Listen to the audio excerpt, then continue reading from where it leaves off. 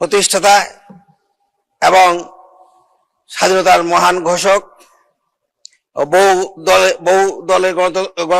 বহুদলীয় গণতন্ত্রের প্রবর্তক শহীদ প্রেসিডেন্ট জিয়াউর রহমানকে আমি শ্রদ্ধার সাথে স্মরণ করছি। পরপর 3 বারের প্রধানমন্ত্রী, সফল প্রধানমন্ত্রী দেশনেত্রী বেগম খালেদা জিয়াকে আমি আজকে এই সংসদে কথা বলার সুযোগ করে দেওয়ার জন্য আমাদের মাননীয় প্রধানমন্ত্রী তার উদারতা এবং তার মহানুভবতায় আমি সংসদে নির্বাচিত হয়ে এবং পাশাপাশি আমার নেতা, উত্তরবঙ্গের নেতা এবং তথা সারা বাংলাদেশের নেতা জনাব মির্জা ফখরুল স্যারের নির্দেশনায় ভোটে জয়লাভ করে আজকে এই মহান সংসদে কথা বলার সুযোগ পেয়েছি। তার জন্য ওনাদেরকে ধন্যবাদ জানাই। মাননীয় স্পিকার, আমি একজন চিকিৎসক, আমি সবচেয়ে খুশি হয়েছি যে আজকে এই সংসদে এইবারকার বাজেটে স্বাস্থ্য খাতে এবং কৃষি খাতে অধিক বরাদ্দ দেওয়ার জন্য। আমরা দেখেছি বিগত দিনে 17টি বছর যার জন্য আমরা সংগ্রাম করেছি এদেশের চিকিৎসকরা, আমাদের চিকিৎসকদের এবং এদেশের চিকিৎসা ব্যবস্থাকে ধ্বংস করার জন্য বিগত সরকার কিনা করেছে। এবং এমন একটি সময় এসেছিল যে আমরা ডাক্তাররা সবচেয়ে বেশি অসহায় ছিলাম। আজকে এই মহান সংসদে এই যে বাজেট দেওয়া হয়েছে, যেটি আপনার স্বাস্থ্য পরিকল্পনা মন্ত্রণালয়ের বাজেট প্রায় দ্বিগুণ বাড়িয়ে 69,409 কোটি টাকা করা হয়েছে, যা দেশের জিডিপির 101%। এতে চিকিৎসা ব্যবস্থা, যে রোগ প্রতিরোধ, প্রাথমিক স্বাস্থ্য ব্যবস্থাকে প্রাধান্য দেওয়া হয়েছে। সার্বজনীন স্বাস্থ্য সুরক্ষার আওতায় প্রত্যেক নাগরিককে একটি করে আধুনিক হেলথ কার্ড প্রদান করা হয়েছে। মাননীয় স্পিকার, আমরা জানি এবং আপনারা সবাই জানি স্বাস্থ্যই সকল সুখের মূল। আজকে এই স্বাস্থ্য ব্যবস্থায় যে টাকা বরাদ্দ করা হয়েছে, এটির জন্য যে কত লক্ষ লক্ষ টাকা আমাদের দেশে মানুষ সাশ্রয় করবে সেটা আমরা বুঝি। কারণ আমাদের কাছে যখন রুগীরা যায় সামান্য একটু অসুখের জন্যই তারা বিদেশ যাওয়ার জন্য পাগল হয়ে যায়, কারণ আমাদের দেশে নাকি চিকিৎসা ব্যবস্থা নাই। এবং এই হাত দিয়ে আমাকে অনেকে রিকমেন্ড করতে হয়েছে যে he wants to go in abroad for কি বলে ফার্দার ট্রিটমেন্ট। এই যে অবস্থা করেছিল বিগত সরকার, ফ্যাসিস্ট সরকার, কোটি কোটি টাকা দেশ থেকে এই চিকিৎসার জন্য বিদেশে গিয়েছে। আজকে এই স্বাস্থ্য খাতকে উন্নত করার জন্য আমাদের সরকার, জনাব তারেক রহমান এবং খসরু সাহেব, আমাদের মাননীয় অর্থমন্ত্রী যে অর্থ বরাদ্দ করেছেন, আমরা ইন ফিউচার ভবিষ্যতে আমরা এটা আর বিদেশে যেতে দিব না, দেশের চিকিৎসা দেশেই হবে।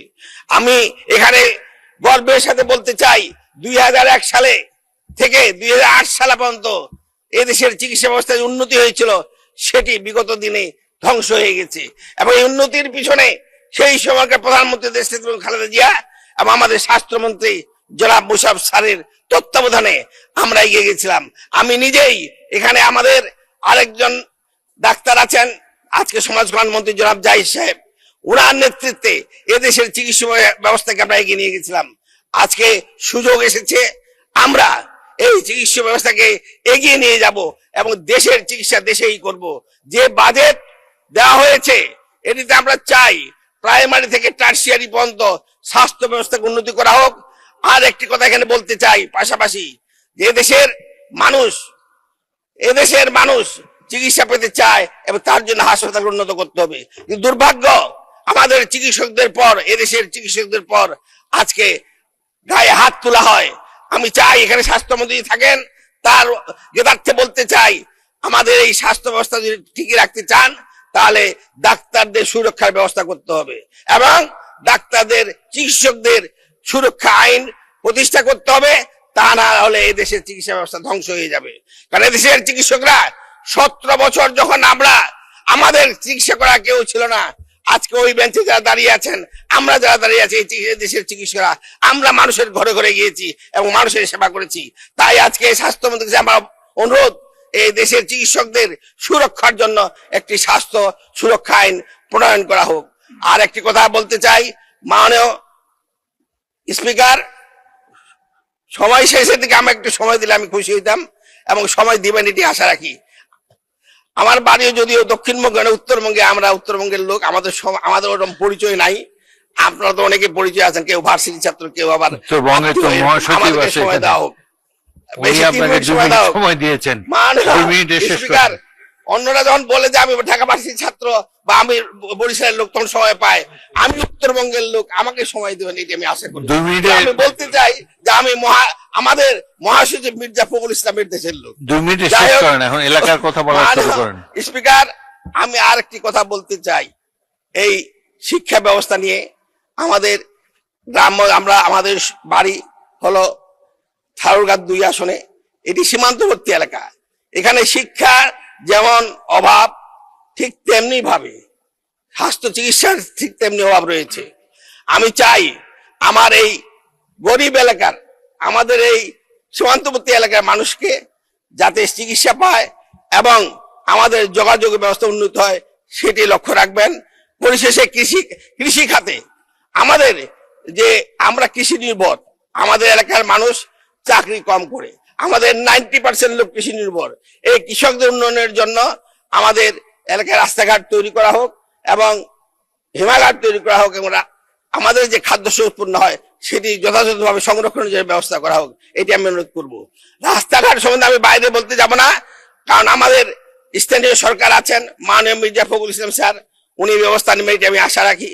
পাশাপাশি আজকে মাননীয় স্পিকার একটি কথা বলতে চাই, মাদক আজকে আমাদের দেশের জাতির জন্য একটি বিরাট সমস্যা, এবং এইটা আজকে স্বরাষ্ট্রমন্ত্রীর কাছে অনুরোধ করব, এই মাদককে যদি আমরা নির্মূল না করতে পারি তাহলে এই জাতি পিছিয়ে যাবে, এবং এটির জন্য ষড়যন্ত্র চলছে, সেদিকে লক্ষ্য রাখবেন, এটা আমি আশা করি। বন্ধু সাথীরা, মাপ চাই মাননীয় স্পিকার, আমি আপনাদের কাছে মাপ চাই। আমি আর একটি কথা বলেই আমার বক্তব্য শেষ করব, যে একটি শিক্ষায় যেমন জাতির মেরুদণ্ড, স্বাস্থ্য তেমনি সুস্থ